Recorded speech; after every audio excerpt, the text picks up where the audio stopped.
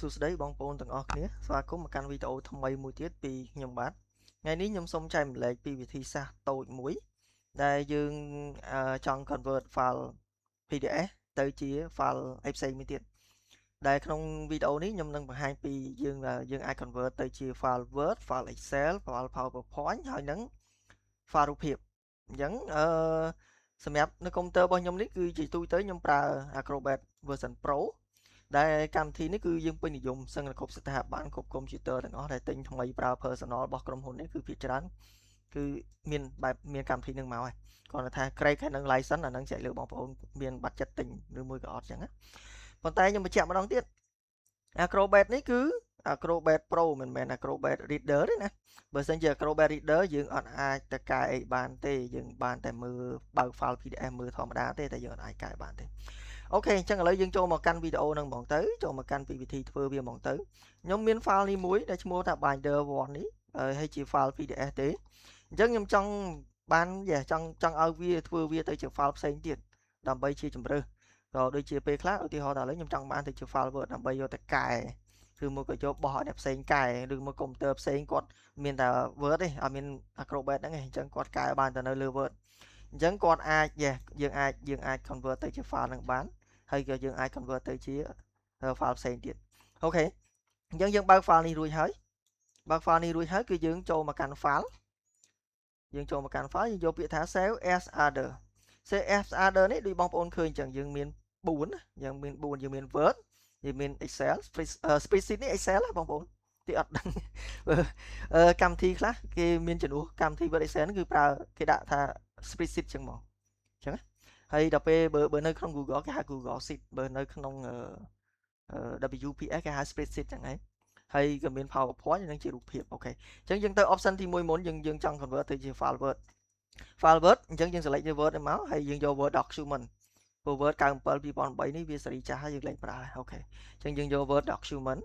ហើយវានឹងឲ្យសួររកទីតាំងខ្ញុំទៅ folder មួយខ្ញុំបានបង្កើតថា folder នេះសម្រាប់ដាក់ទាំងអស់នេះមកអូខេអញ្ចឹងវានឹងទៅជា binder 1ជាប្រភេទ file Word docx អូខេយើងចុច save មកបន្ទាប់ពីយើងចុច save យើងទៅមើលទាំងអស់គ្នាតោះអូខេយើងបាន file Word មួយដែលយើង convert ចេញពី PDF មកអូខេអញ្ចឹងបញ្ជាក់កន្លែងនេះបងប្អូនfile Word បើសិនជាយើង convert ពី PDF មកបើសិនជាឯកសារទាំងអស់នេះគ្រាន់តែជាសកលសរសេរទូទៅវានឹងស្គាល់ធម្មតាទេវាអត់អីទេយើងអាចកែ Control ហ្វុងអីបានប៉ុន្តែបើសិនជាយើងយកជា file ហ្នឹងជាអក្សរខ្មែរ PDF ហ្នឹងមានជាអក្សរខ្មែរយើង convert ទៅជា file Word វាភាគរយតិចណាស់ដែលវាស្គាល់គ្នាបានន័យថាវា convert ចេញមកជា Word ដូចគ្នាប៉ុន្តែអក្សរវានឹងរត់ឆ្វេងរត់ស្ដាំអញ្ចឹងហើយអក្សរដាច់ជើងអញ្ចឹងទៅអញ្ចឹងខ្ញុំអត់ recommend ទេសម្រាប់ PDF ជាអក្សរខ្មែរអញ្ចឹងយើងទៅ option មួយទៀតតោះយើងទៅជា file Excel ម្ដងយើងមកទីតាំងដដែលហើយយើងយក spreadsheet ហើយយើងយក Microsoft Excel workbook ហើយយើងទៅទីតាំងដដែលមកយើង save វាដាក់ទីតាំងដដែលយើងបាន XLSX binder 1 XLSX អូខេយើង save អូខេ save រួចហើយអញ្ចឹងខ្ញុំសុំទៅបន្តទៀតហ្មងទៅហើយយើងទៅបើកសរុបយើងទៅ file នេះមួយទៀតដើម្បីយើង save ទៅជា file PowerPoint អូខេយើងទៅទីតាំងដដែល convert នេះអូខេយើងយក save ទៅជា PowerPoint save អូខេអញ្ចឹងយើងមើល folder មកទៀតអូខេយើងបាន3ប្រភេទ file ហើយអញ្ចឹងយើងទៅចុងក្រោយយើងទៅ save ទៅជារូបភាពយើងមកទីតាំងដដែល save as other ហើយយកពាក្យថា image យើងមាន4ជម្រើសទៀតប៉ុន្តែភាគច្រើនយើងប្រើតែ JPEG ហើយនិង PNG ទេព្រោះនៅក្នុង system ឬមួយក៏ website មួយដែលគេឲ្យយើង upload ជាប្រភេទរូបភាពគេ allow ច្រើនតែពីរហ្នឹងគឺ JPEG ហើយនិង PNG អញ្ចឹងខ្ញុំយកជា JPEG ទៅយើងប្រើទូទៅអូខេហើយខ្ញុំទៅទីតាំងដដែលហើយយើងយក convert from PDF អញ្ចឹងសូមបញ្ជាក់បងប្អូនបន្តិចនៅក្នុងពេលដែលយើង convert ពី PDF ទៅជា JPEG ជាក់ស្ដែង file មិញយើង convert ទៅ Word Excel គឺវាបង្កើតបានតែមួយ file ទេអញ្ចឹងណាប៉ុន្តែពេលដែលយើង convert ទៅជារូបភាពវានឹងបើសិនជា file PDF ហ្នឹងវាមាន3ទំព័រវានឹងបង្កើតទៅជា3រូបភាពបើមាន4ទំព័រវានឹងបង្កើតទៅជា4រូបភាពនិយាយទៅវាមានប្រមាណទំព័រវានឹងបង្កើតទៅជាចំនួនប៉ុណ្ណឹងដូចគ្នាដែរអូខេ